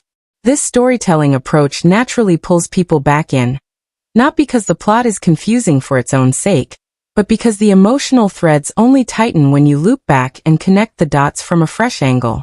The film plays a clever game with audience expectations. It builds suspense like a psychological thriller, but drops the emotional anchors like an intimate character drama. It knows how to hold a moment just long enough to let the audience squirm in their seats, how to let silence stretch out until the air feels thick with tension. It offers flashes of shock, not through cheap twists but through carefully placed revelations that suddenly reshape everything you've seen. There are scenes that might leave the audience with their mouths slightly open, not because something jumped out, but because a line of dialogue, a sudden visual detail, or a quietly devastating memory hits in a way that you didn't see coming. There's also something incredibly engaging about the way the film respects its audience's intelligence. It doesn't spoon-feed answers, it doesn't tidy up its mysteries in neat little packages, and it doesn't apologize for asking the audience to do some of the work. It's a film that seems to know people will walk out debating what really happened, what was real, what was imagined, and what it all meant. It's built for that kind of post-viewing obsession, where people want to sit around and untangle the story together, tossing theories back and forth, arguing over the details, trying to decode whether the protagonist escaped his loop or if he was always trapped in it. The emotional weight of the film comes in layers, some of which only really land after you've had time to sit with it. It's the kind of story that creeps back into your mind hours or even days later. A certain line will suddenly echo with a different meaning. A quiet background detail will take on a whole new weight. The film doesn't chase the kind of engagement that burns hot and fades quickly. It chases the kind that sticks, that gnaws at you, that quietly demands your attention long after the screen goes dark. The pacing, the dialogue, the visual clues, they all work together to create this hypnotic rhythm that pulls the audience deeper and deeper, until they're not just watching the story. They're trapped inside it, walking the same mental corridors, turning over the same questions, unable to fully step away. That's where Him 2025 wins, by creating an experience that feels personal, immersive, and quietly relentless in the way it burrows into the audience's mind. When you start stacking Him 2025 against other psychological thrillers and mind-bending character studies, it quickly becomes clear that this film doesn't play the comparison game on safe ground. It doesn't settle into the cozy armchair of genre tradition. Instead, it pulls that chair out from under you and makes you stand the whole time, shifting your weight, wondering where you've seen something like this before but not being able to fully pin it down. On the surface, it walks in the same neighborhoods as films like Shutter Island, Memento, Enemy, and The Machinist, stories where memory is unreliable, where the protagonist's mind is a puzzle, where the line between reality and perception starts to melt. But Him 2025 doesn't just borrow the blueprints from these films. It pulls at the threads of the genre's structure, and weaves something that feels both familiar and quietly rebellious. Unlike Shutter Island, which eventually funnels all of its mystery toward a single sharp resolution. Him 2025 is far more interested in lingering uncertainty. It teases answers but never fully hands them over. Where Memento dazzles with its reverse chronology and bold editing tricks, Him 2025 takes a slower, more immersive path, using time distortion in a way that feels like memory is collapsing in real time. Not like a flashy narrative experiment, but like a suffocating emotional reality. Compared to Enemy, which delivers its surrealism through symbolic doppelgangers and Kafkaesque paranoia, Him 2025 opts for a quieter, more grounded surrealism where the strangeness seeps in through cracks in the ordinary. It's not about spiders crawling through the ceiling. It's about photographs that don't match, doorways that shift, memories that play in the wrong order. Even when you stack it next to The Machinist, with its unraveling protagonist and slow erosion of identity, Him 2025 refuses to follow that same exact path toward a big twist that suddenly snaps everything into place. Instead, it leans into the ambiguity, letting the audience live in the fragmented space without the promise of a clean, satisfying conclusion. Where many genre films build toward the catharsis of finding out what really happened, Him 2025 seems to ask whether that catharsis is even possible, or whether the search itself is the whole point. When it comes to modern psychological thrillers that have peppered streaming platforms in recent years, many tend to fall into a familiar formula.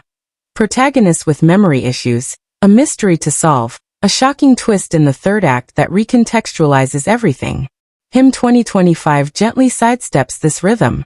It doesn't just throw a twist in the final reel and call it a day. It slowly reshapes the entire journey, planting doubt early and letting it grow into full narrative disorientation. It's not trying to dazzle with complexity for complexity's sake. It builds its story in a way that forces you to sit in the protagonist's confusion and emotional weight, not just to chase clues but to actually feel what it's like to not trust your own mind. If you drop this film next to others in the director's own body of work, Him 2025 feels like a deeply personal escalation. The director's earlier films might have flirted with psychological complexity, played with fragmented storytelling, or touched on unreliable perspectives, but this film feels like they've gone all in. It's like everything the director has been experimenting with in previous projects gets distilled and sharpened here. The restraint is tighter. The emotional beats hit harder. The control over pacing, silence, and unease is more precise. It feels like the director has grown more confident in letting the story breathe without needing to over-explain, trusting the audience to lean in and pick up the threads themselves. When compared to franchise entries or sequels in other psychological thrillers, Him 2025 feels refreshingly free from the weight of carrying over legacy characters, world-building rules, or box-ticking expectations. It doesn't spend time setting up cinematic universes or teasing connections to future stories. It's self-contained, but that self-containment gives it freedom to dive deeper into its themes without distraction. It doesn't have to please a built-in fan base or hit expected plot beats. It just focuses on the quiet, spiraling collapse of its protagonist, allowing that to be the main event. What really sets Him 2025 apart is its commitment to mood over momentum. Many films in this space are racing toward the next reveal, constantly feeding the audience new pieces of the puzzle to keep them hooked. Him 2025 doesn't sprint. It lingers. It lets you sit in the quiet horror of forgetting. It lets you feel the slow suffocation of not knowing whether what you're seeing is memory, dream, or present reality. The emotional engagement doesn't rely on rapid plot twists. It relies on atmosphere, on creeping unease, on the terrible pull of needing to understand yourself before you completely fall apart. When comparing the visual style, Him 2025 carves out a unique visual space that feels less like a gritty noir, and more like a decaying scrapbook of half-remembered places. Other films in the genre often dip into heavy shadows and high-contrast cinematography to crank up the mood, but this film finds tension in the soft edges, in the way things feel slightly too distant or slightly too faded. It's like watching memories erode in real time, like standing inside a space that doesn't want to hold its shape. This visual language stands apart from the darker, sharper aesthetics that often dominate psychological thrillers.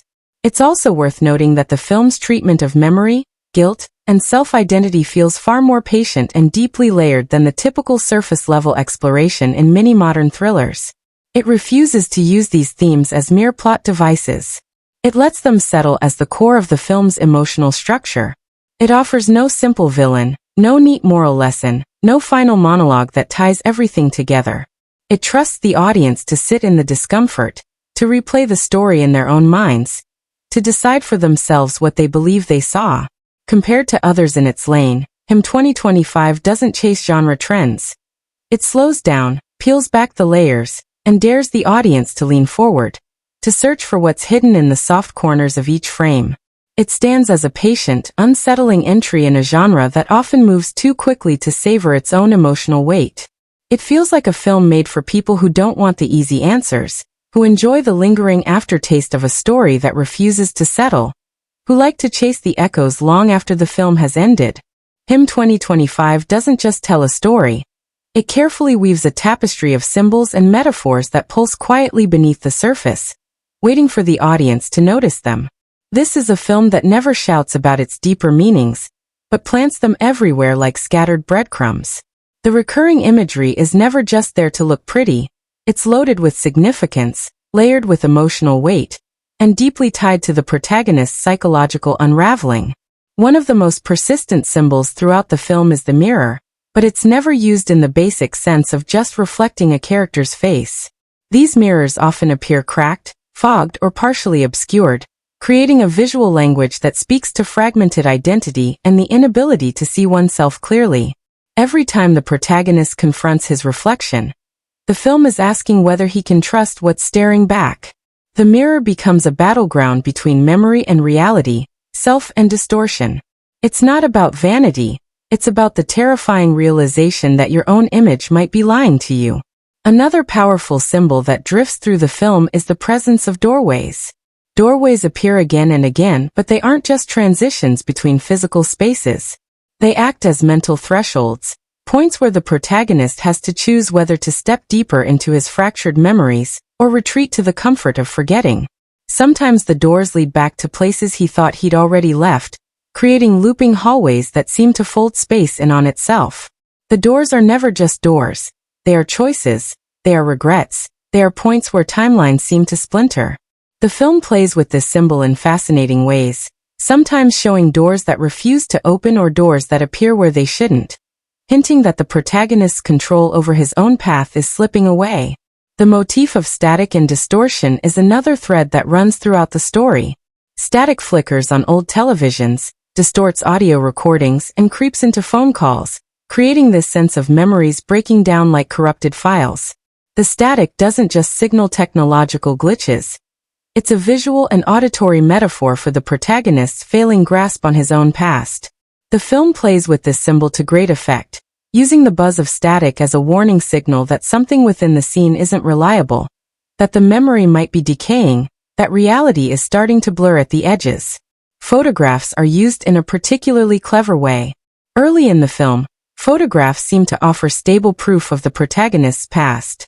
They are these tangible anchors, visual memories frozen in time. But as the story unfolds, those photographs begin to betray him. Faces blur, backgrounds shift, timestamps don't match. The photographs become treacherous, as if even the evidence of his own life is working against him. The idea that a photograph, something we usually trust to capture the truth, can lie or change feeds directly into the film's exploration of memory as a mutable, unreliable force. These shifting photographs aren't just spooky, they're layered metaphors for how we reconstruct our own histories to fit the stories we want to believe. There's also a recurring visual cue of water, but not in the classic symbolic sense of cleansing or rebirth. In Him 2025, water feels heavy, suffocating, almost like a weight pressing down on the protagonist. Whether it's rain that never quite seems to stop, reflections rippling in puddles, or submerged moments that flicker between memory and hallucination, water represents the pull of the past, the way unresolved memories can drown you if you're not careful. The film returns to this image again and again, using water not as a path to freedom, but as a reminder that some things, once submerged, are nearly impossible to retrieve without being pulled under with them. Even the way time is visually represented in the film speaks in metaphor. Clocks are present but rarely work properly. Timepieces stop suddenly, hands spin out of control, alarms sound at the wrong moments. These broken clocks aren't just set dressing.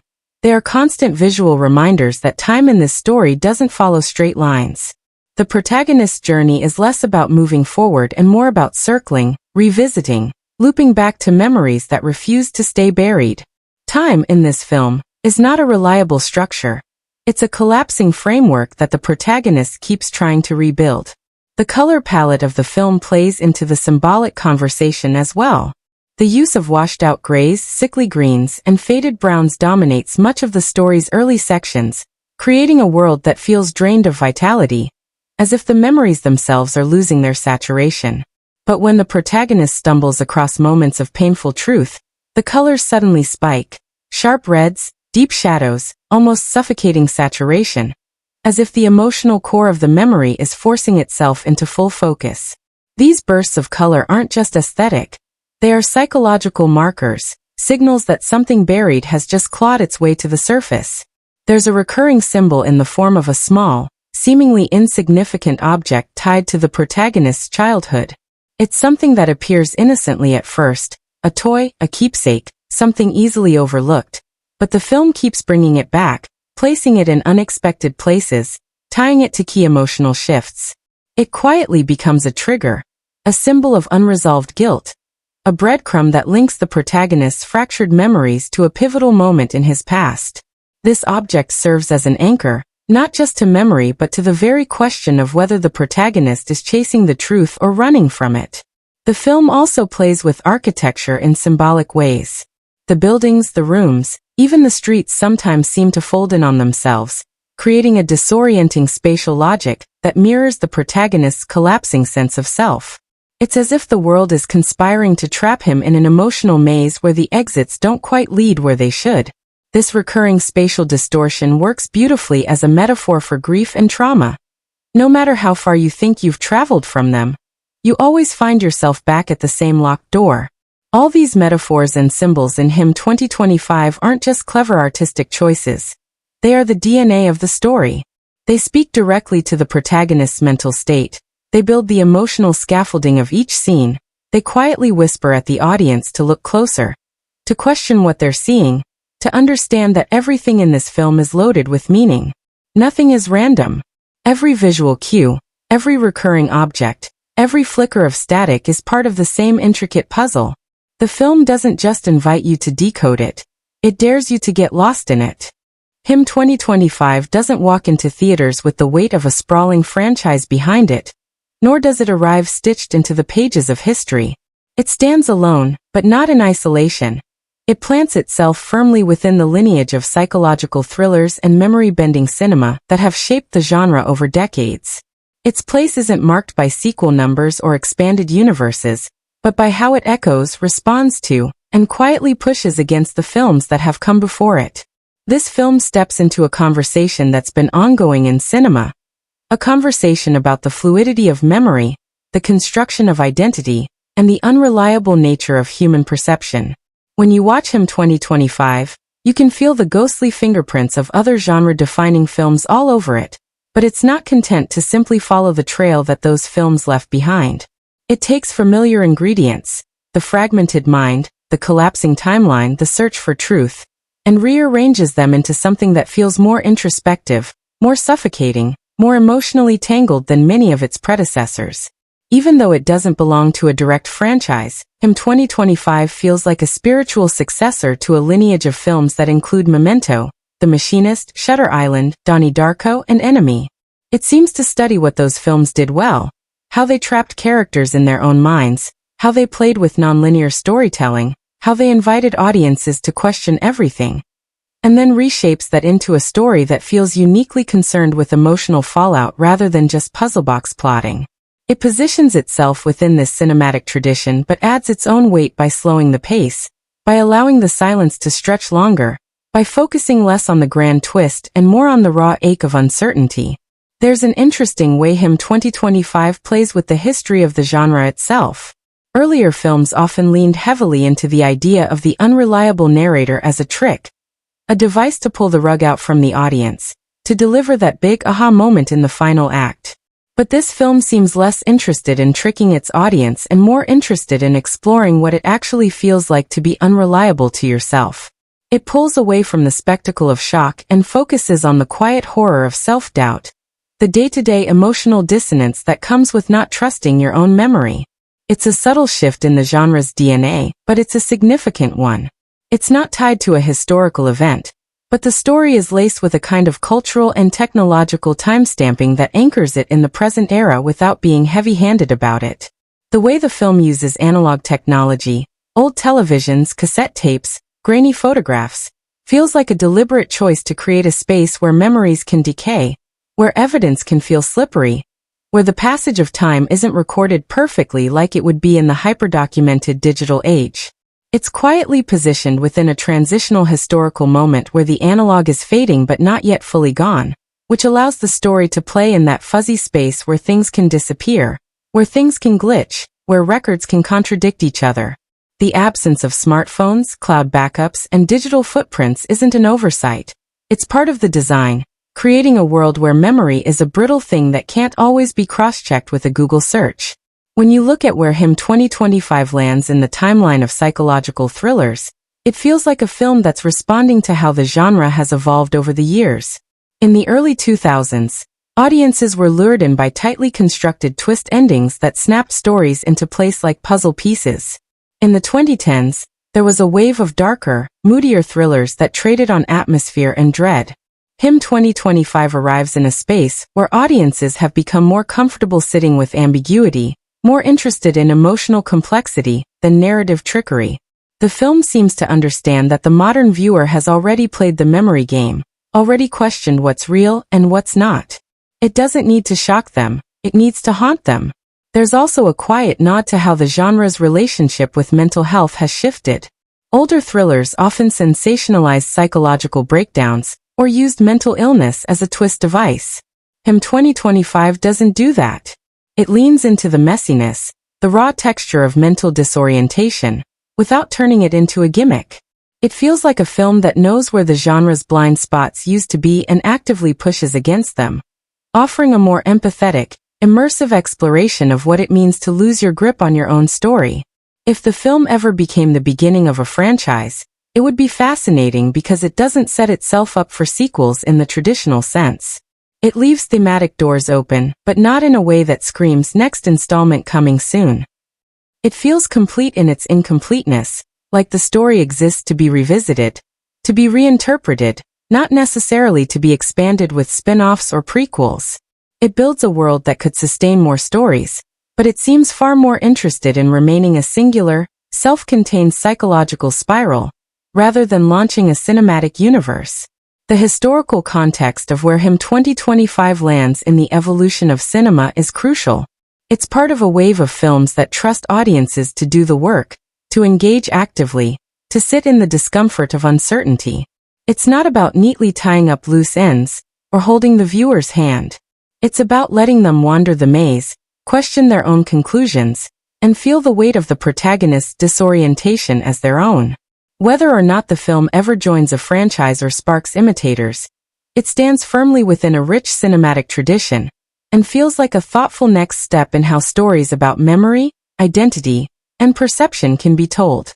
It feels like a film that knows where it comes from, knows what came before, and chooses to quietly but deliberately forge its own path. When it comes to Him's budget and box office, think of it like a high-stakes long snap. Precision matters, but if the field goal falls short, it doesn't count. Production value versus budget. While exact production figures haven't been publicly confirmed, everything on screen, from the eerie compound to the richly detailed football gear, feels polished and intentional. Considering Monkeypaw, Jordan Peele, and Universal are behind it, it's safe to assume a mid-range budget, likely between $30–50 million. That makes the film a well-oiled operation, delivering high production quality that screams professional, not shoestring art house. CBR.com. 1. Early box office projections. Actual theatrical numbers aren't out yet, as the movie hits theaters September 19th, but analysts on Reddit expect a modest opening. The middle-of-the-road forecast pegs an opening weekend around $11 million, with a domestic total near $30 million, and roughly $50 million worldwide. That would align with its niche appeal rather than a blockbuster-level breakout. Marketing and audience reaction. From what's been seen so far, the marketing leans hard into psychological horror mixed with sports intrigue. A unique crossover that likely draws curiosity from horror fans and football aficionados alike. The viral traction appears solid, though without mainstream franchise branding. The film relies heavily on word of mouth and early reviews. Financial outlook. If Him spends an estimated $40 million to produce and another $20 million on marketing, the projected box office haul might break even or make a small profit in theaters alone. The real boost will come from post-theatrical revenue, streaming deals, home video licensing, especially valuable for a genre title with strong concept hooks. CBR.com. 1. So, while Him isn't aiming to be the year's highest scorer, it looks engineered for a respectable run. If it goes the distance, the balance between production cost and earned dollars could show it played smart instead of playing safe. 1. https://www.cbr.com/jordan-peele-him-everything-we-know_source=chatgpt.com. Everything we know about the Jordan Peele-produced horror. If you're wondering where to catch Him 2025, here's a detailed breakdown to experience it at its best. The film is set to hit cinemas on September 19, 2025, in the US, Canada, UK, Germany, Brazil, Hungary, Singapore, and several other countries. Tickets are already available through major cinema ticketing platforms, and this release promises to be a wide international rollout. For the full atmospheric impact, big screen immersive sound, that shared audience tension, seeing Him in theaters is the ultimate way to go. The communal gasps, the gripping silences, and the electric charge that runs through an audience all contribute to elevating the tension and mystery that the film is designed to deliver. Post-theatrical options are not yet announced, but based on similar releases, digital rental, purchase, and streaming options typically follow a few months after the theatrical run. Platforms like Prime Video, Netflix, and Hulu have not confirmed dates, but the digital release will eventually make the film accessible for home viewing. When it does land on digital platforms, that will offer a completely different type of experience. Watching it at home, especially in a quiet, dimly lit room with a good sound system or headphones, will allow viewers to slow down, pick apart the symbolic layers, and notice subtle cues that may have been missed during the adrenaline of a theatrical screening. The best way to watch the film depends on what you're looking for. If you want the maximum impact, the visual punch, the haunting soundscape, and the full cinematic immersion, the theater is unbeatable. The carefully designed sound cues and layered visuals were made to command your attention in that space.